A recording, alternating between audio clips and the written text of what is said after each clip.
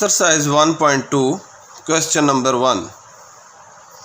Identify which property real number is used in the following. ये कुछ equation दी गई हैं, हमने पहचान करनी है कि इनमें कौन सी जो है प्रॉपर्टी यूज़ हुई है।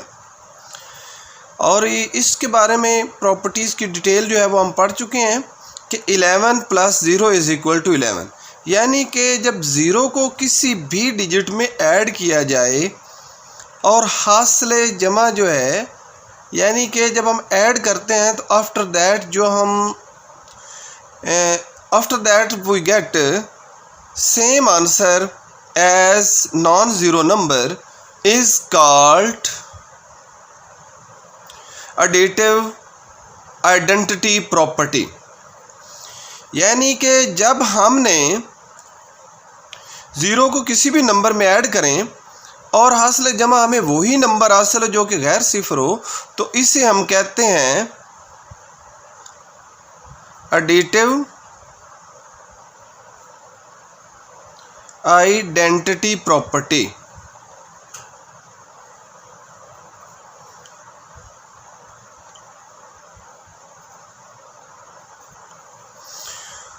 उसके बाद x of Y Z is equal to X Y of Z, यानी 3 जो टर्म्स हैं उनको मल्टीप्लाई किया जा रहा है। याद रखें, जब 3 टर्म को मल्टीप्लाई किया जाए या ऐड किया जाए तो वो हमारे पास होती है एसोसिएटिव लॉ या एसोसिएटिव प्रॉपर्टी। और अब ये जो है इन तीनों के दरमियान मल्टीप्लाई आ रहा है, तो इसलिए ये होगा associative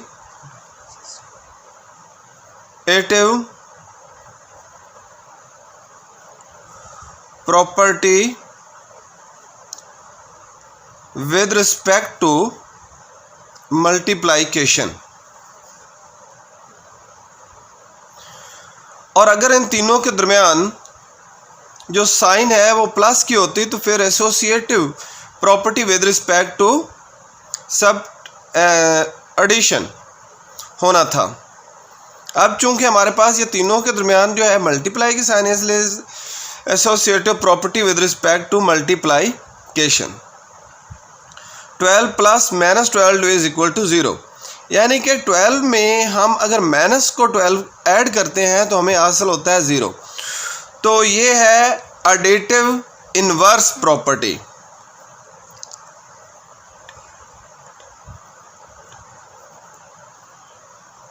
additive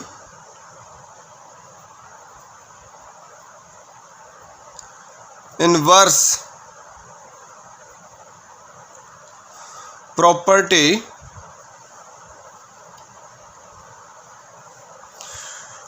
after that next जो है जो उसमें है 14 + 20 = 20 + 14, यानी इसमें 2 टर्म्स आ रही हैं। और ये जो 2 टर्म है इनको अगर हम ऐड करते हैं, इनकी जो है प्लेस बदल कर, जगह बदल कर, तो ये सेम आंसर हासिल होता है। तो जब 2 टर्म्स को ऐड किया जाए और उनको जगह बदल कर ऐड किया जाए या मल्टीप्लाई किया जाए तो ये होता है कम्यूटेटिव लॉ। ये होता है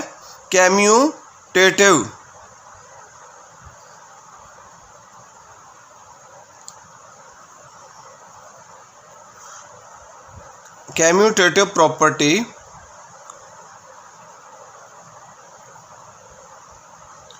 विद रिस्पेक्ट टू, अब चूंकि इसमें प्लस की साइन है इसलिए विद रिस्पेक्ट टू एडिशन होगा।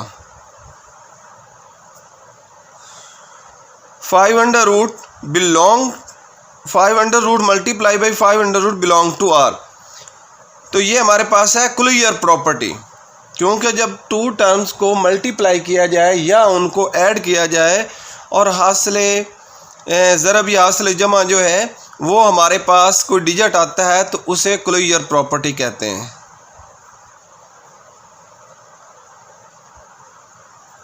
Clear property with respect, sorry इसमें विद रिस्पेक्ट नहीं होता, जुज़ नंबर 5 है 5 under root multiply by 5 under root belong to R. यानी जब दो डिजिट्स को हम आपस में मल्टीप्लाई करें, जैसे a b belongs to R, या हम दोनों को ऐड करें a plus b belongs to R, जैसे 2 जमा 3 बराबर है 5 बिलोंग्स टू आर, तो ये हमारे पास होती है क्लियर प्रॉपर्टी, जिसे उर्दू में खासियत बंदिश कहते हैं। अगर इन दोनों के दरमियान मल्टीप्लाई हो तो खासियत बंदिश बालिहाज़ ज़रब, अगर दोनों के दरमियान प्लस का साइन हो तो खासियत बंदिश बालिहाज़ जमा होती है, जिसे इंग्लिश में हम कहते हैं clear property with respect to multiplication और एडिशन। तो अब इन दोनों के दरमियान चूँकि जो साइन है वो मल्टीप्लाई की है यानी ज़रब हो रहे हैं, तो इसलिए हम इनको लेंगे with respect to multiplication. After that 2 multiply by 1/2 is equal to 1, यानी 2 ज़रब 1/2 बराबर है। याद रखेंगे जब किसी भी डिजिट का उल्ट लेकर उसको मल्टीप्लाई किया जाए और हासिल जो हमें हो वो 1 हो, तो उसे हम कहते हैं मल्टीप्लिकेटिव आइडेंटिटी। लिहाजा ये जो है हमारे पास होगा मल्टीप्लिकेटिव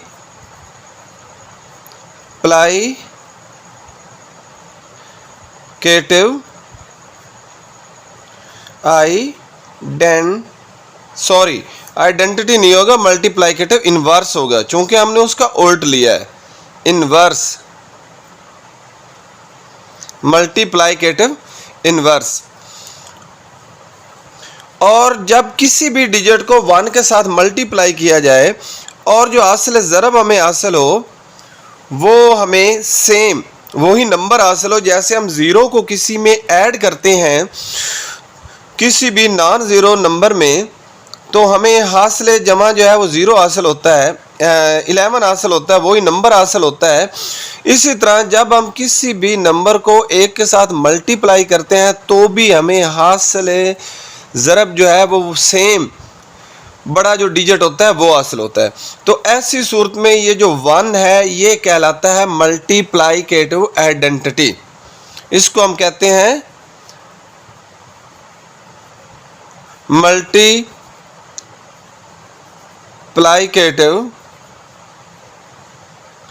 आइडेंटिटी।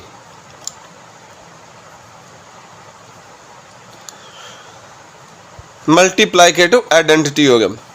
और जो हमारे पास जुज़ नंबर 8 है -6/10 मल्टीप्लाई बाई -10/6, यानी कि -6/10 का इन्वर्स लिया गया है, उसके साथ मल्टीप्लाई किया गया है और हमें जो हासिल हुआ है वो 1 हुआ है। तो ये भी सेम मल्टीप्लिकेटिव इन्वर्स आ रहा है। तो ये भी हमें क्या हमारे पास क्या होगा, मल्टीप्लिकेटिव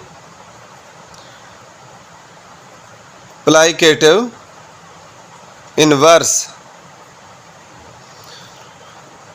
तो ये भी हमारे पास मल्टीप्लिकेटिव इनवर्स होगा। जुज़ नंबर 9 है हमारे पास 19 + 12 into parenthesis +8 is equal to 19 + 12 + 8 into parenthesis. तो अब अगर हम राइट साइड पर आखिरी 2 डिजिट पहले ऐड करें बाद में फर्स्ट वाला करें, और लेफ्ट साइड पर पहले 2 पहले ऐड करें और बाद में लास्ट वाला करें, तो हमें आंसर सेम होता है। और ये 3 डिजिट्स हैं, जहाँ भी 3 डिजिट्स हो उनके दरमियान मल्टीप्लाई हो, तीनों के दरमियान या एडिशन हो, तो वो हमारे पास होती है एसोसिएटिव प्रॉपर्टी, जिसे उर्दू में आप खासियत मुबादला कहते हैं, खासियत तलाज़म कहते हैं, सॉरी खासियत तलाज़म कहते हैं। एसोसिएटिव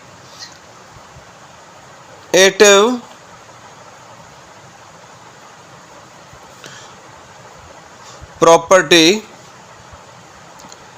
विद रिस्पेक्ट टू पहले हमने पढ़ा था मल्टीप्लाइकेशन, और ये इन चिन्हों के दरम्यान चूंकि आ रहा है प्लस का साइन, तो इसलिए ये विद रिस्पेक्ट टू एडिशन होगी। जो नंबर 10 -3 + 23 + 48 इज इक्वल टू -3 + 23, यानी कि इधर लास्ट वाले दो जो हैं लेफ्ट साइड पर पहले ऐड कर रहे हैं और राइट साइड पर पहले वाले जो दो हैं वो फर्स्ट ऐड होंगे। इन दोनों सूरतों में हमारा आंसर सेम होगा, तो ये भी हमारे पास जो है यही आएगा एसोसिएटिव प्रॉपर्टी। ये भी हमारे पास होगा associative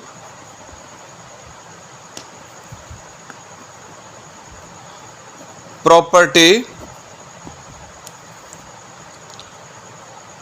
with respect to addition।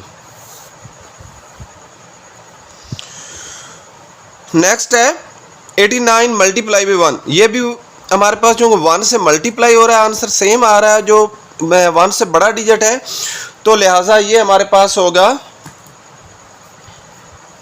Multiplicative identity. Multiplicative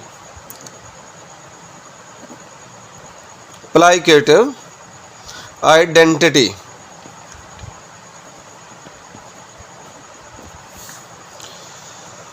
after that 12 × 46 is equal to 46 × 12, यानी 12 × 46 बराबर है 46 × 12। मैंने आपको फर्स्ट बताया था कि जब दो डिजिट्स को आपस में मल्टीप्लाई किया जाए, जगह बदल कर या ऐड किया जाए, तो वो होती है कम्यूटेटिव प्रॉपर्टी। बट उर्दू में उसको खासियत मुबादला कहते हैं। अगर मल्टीप्लाई हो तो विद रिस्पेक्ट टू मल्टीप्लिकेशन, और अगर यहाँ पर जमा प्लस का साइन हो तो विद रिस्पेक्ट टू एडिशन होता है। लिहाजा इसे हम कहेंगे commutative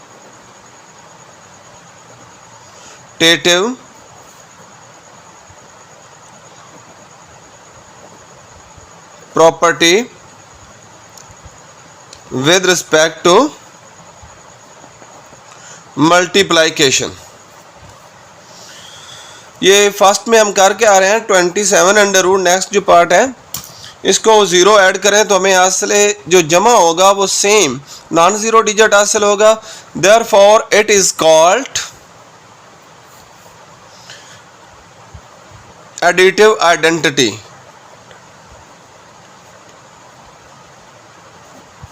additive identity.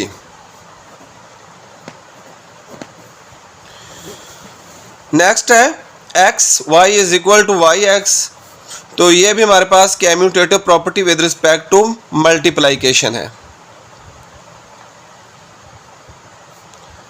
Commutative property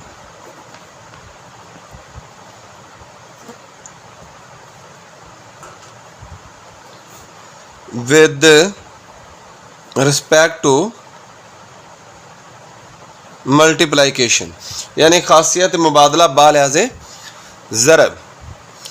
पाई में माइनस पाई को ऐड किया तो हासिल जो हमें हुआ वो 0 है, लिहाजा ये है एडिटिव इनवर्स। Additive verse. तो नेक्स्ट क्वेश्चन देखते हैं 1.2 का क्वेश्चन नंबर 2 है identify which order property is used in the following, कि इनमें जो इनका ऑर्डर प्रॉपर्टी है वो हमने फाइंड करनी है। इसमें हमने अब फाइंड क्या करना है कि एडिटिव इनवर्स और मल्टीप्लिकेटिव इनवर्स मालूम करना है। एडिटिव इनवर्स जो है इसे आप कह सकते हैं कि ये एक मुखालिफ अदद है, और मल्टीप्लिकेटिव इनवर्स आप कह सकते हैं कि ये एक उल्ट अदद है। जब ये दो बातें आपके जहन में होंगी तो आप इसको ईजिली कर भी सकते हैं और समझ भी सकते हैं। जैसे ये +15 है तो इसका मुखालिफ प्लस का क्या होता है, माइनस, तो लिहाजा इसका जो हमारे पास एडिटिव इन्वर्स होगा वो -15 होगा, जबकि इसका जो उल्ट होगा 15 का वो 1/15 यानी कि 1/15 होगा। और यही हमने इसके तमाम के फाइंड करने हैं। यह है -27।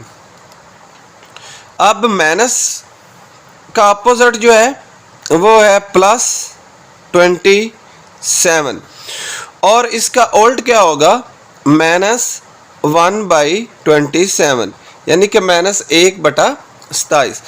अब ये चूंकि पहले ही 7/9 है और प्लस में है तो इसकी साइन अपोजिट कर दें, यानी ये प्लस है तो माइनस हो गया, तो जैसे साइन अपोजिट होगी वो एडिटिव इन्वर्स बन जाएगा।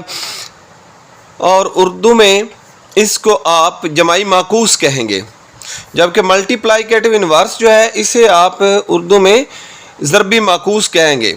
और माकूस के मानी हमेशा उल्ट होता है, मुखालिफ होता है।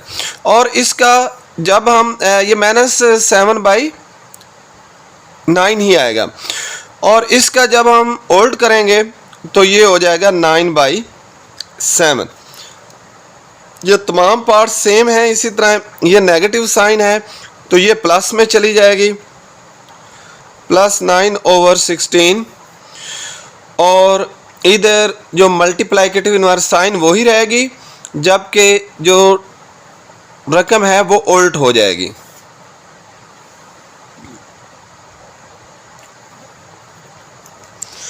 ये माइनस है तो ये प्लस हो जाएगा,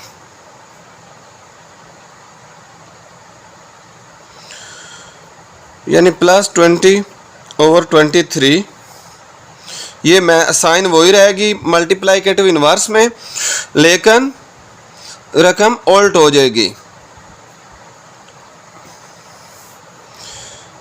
इसका -1 एडिटिव इन्वर्स आएगा, मल्टीप्लाइकेटिव इन्वर्स 1/1 तो ये 1 ही आता है। -2/3 +2/3 -3/2 मल्टीप्लाइकेटिव इन्वर्स होगा। ये -7/3 और मल्टीप्लाइकेटिव इन्वर्स इसका होगा 3/7। -7 इसका एडिटिव इन्वर्स होगा +7, मल्टीप्लाइकेटिव इन्वर्स इसका होगा -1/7 यानी 7 को उल्ट कर देंगे। 12 इसका एडिटिव इन्वर्स होगा -12 और मल्टीप्लाइकेटिव इन्वर्स जो है इसका वो होगा 1/12। तो इसकी जो पूरी डिटेल है वो लेक्चर नंबर 2 इसी मैथ लेवल 8 में दी गई है। आप वहाँ से जाकर इसको पूरी डिटेल के साथ भी जो सीखना चाहें सीख सकते हैं, और क्वेश्चन जो है वो मैं आपको यहाँ पर हल करके दिए जा रहा हूँ। क्वेश्चन नंबर 3 है identify which order property is used in the following, कि ये जो कुछ हमें सवालात दिए गए हैं इनमें कौन सी प्रॉपर्टी यूज़ हुई। याद रखें कि ये जो प्रॉपर्टी क्वेश्चन नंबर 3 में यूज़ की गई है ये इनइक्वालिटी की प्रॉपर्टीज़ कहलाती हैं, यानी इसको हम ना बराबरी की खुसूसियात उर्दू में कहते हैं। ऐसी सूरत जब एक डिजिट दूसरे से कम हो सकता है, या फॉर एग्जांपल हमारे पास 2 डिजिट हैं x और y, ये रियल नंबर के हो सकते हैं 2, 3, 5, 7, इस तरह में से कोई भी 2 हो सकते हैं। अब यहाँ पर जो कंडीशन है x छोटा है y से या फिर x बड़ा है y से या बराबर होगा, इसको हम कहते हैं ट्रिकोटोमी प्रॉपर्टी।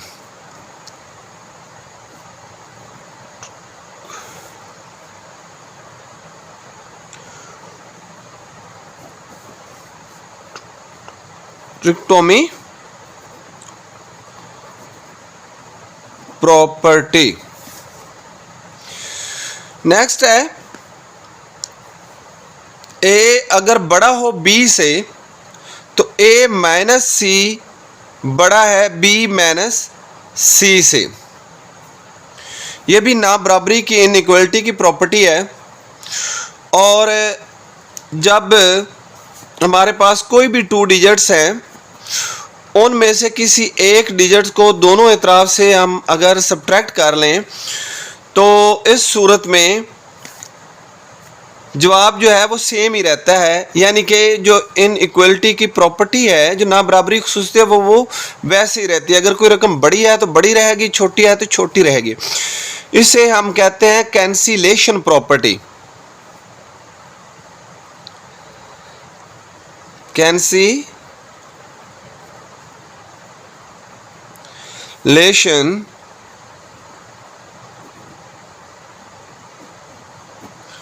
प्रॉपर्टी, और ये विद रिस्पेक्ट टू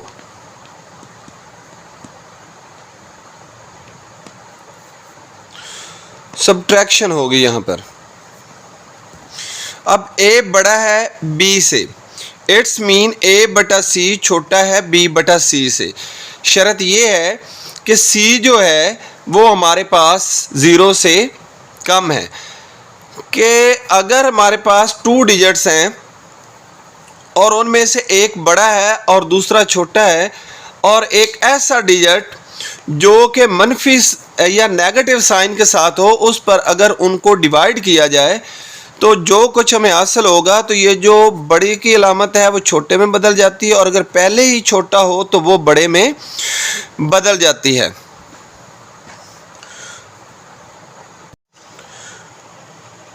तो इसको हम कहेंगे डिवीजन प्रॉपर्टी।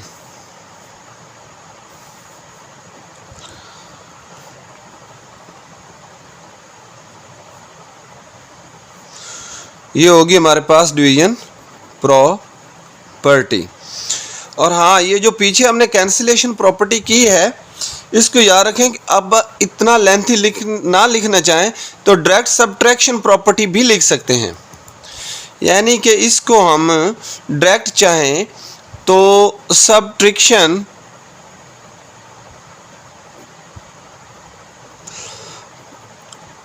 प्रॉपर्टी भी लिख सकते हैं, और cancellation property with respect to subtraction भी लिख सकते हैं। जो नंबर जो हमारे पास 4 है वो है 5 greater than 2। 5 greater than 2, it's mean 5c less than 2c if c is equal to 0। तो ये हमारे पास जो है मल्टीप्लिकेशन प्रॉपर्टी होगी, लेकिन इसमें c लेस देन 0 है। ये दोनों सूरतों में हो सकती है। अब c जो है ये एक नेगेटिव डिजिट है, अगर तो c नेगेटिव डिजिट होगा, डिवीजन का प्रोसेस हो या मल्टीप्लिकेशन का, दोनों सूरतों में ये जो इनइक्वलिटी की साइन है वो बदल जाती हैं। जैसे पहले ये ग्रेटर था तो अब लेस हो गया, और जबकि अगर c पॉजिटिव हो तो प्रॉपर्टी यही हो लगी हुई, तो प्रॉपर्टी यही रहेंगी और ये साइन चेंज नहीं होती। तो लिहाजा इसको हम कहेंगे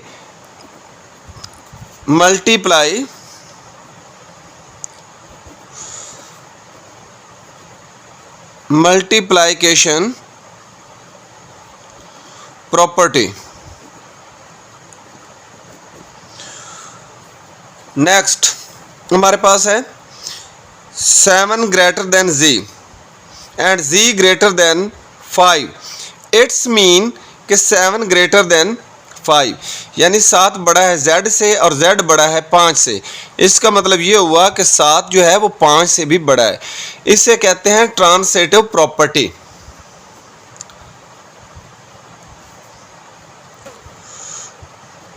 ट्रांसिटिव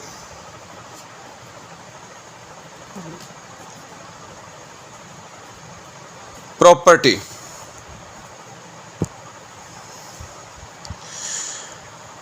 जो नंबर 6 हमारे पास है कि 10 छोटा है 15 से, तो 10c बड़ा है 15c से। ये अभी मैंने आपको डिटेल से बता दिया है कि c नेगेटिव है, इनको आपस में c के साथ मल्टीप्लाई करेंगे तो ये दोनों साइन आपस में बदल रही हैं।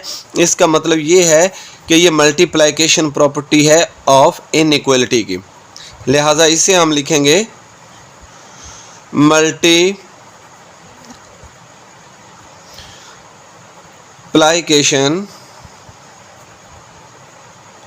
Property. Next x less than y, its mean x over l less than z over l if l greater than 0। ये भी डिवीजन प्रॉपर्टी है और इसको रेसिप्रोकल प्रॉपर्टी भी कह सकते हैं, लेकिन हम यहाँ पर डिवीजन प्रॉपर्टी ही यूज करेंगे।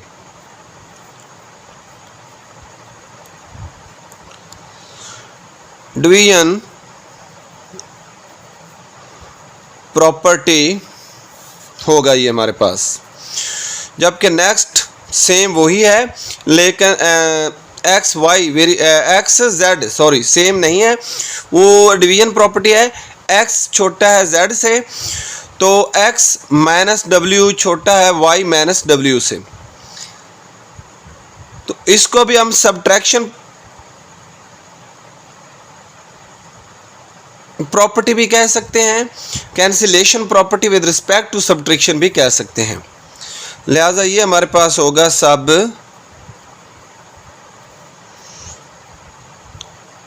Traction property. इसके साथ ही एक्सरसाइज 1.2 मुकम्मल हुई। अगर कहीं पर भी आपको किसी चीज़ में प्रॉब्लम हो तो आप कमेंट बॉक्स में मुझसे दोबारा रब्ता करके पूछ सकते हैं। इसके अलावा इसके डिस्क्रिप्शन में एक लिंक मिलेगा, उसको आप ज्वाइन करके भी मुझसे ये सारी चीज़ें बराह रास्त कॉल के ज़रिए भी पूछ सकते हैं। अपना ख्याल रखिएगा। शुक्रिया। अल्लाह हाफिज़।